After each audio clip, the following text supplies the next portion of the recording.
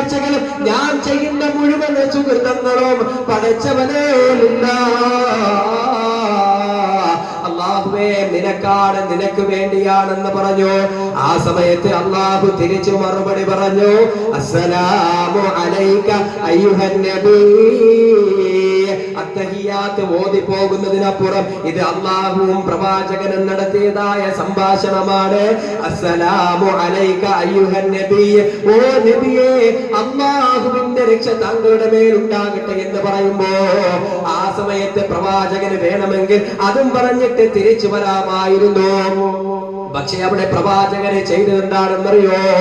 ഇത് പറഞ്ഞ ഉടനെ ഹബീബായ പ്രവാചകനെ തിരിച്ചു പറയുന്ന ഒരു വാക്കുണ്ട്, അസ്സലാമു അലൈനാ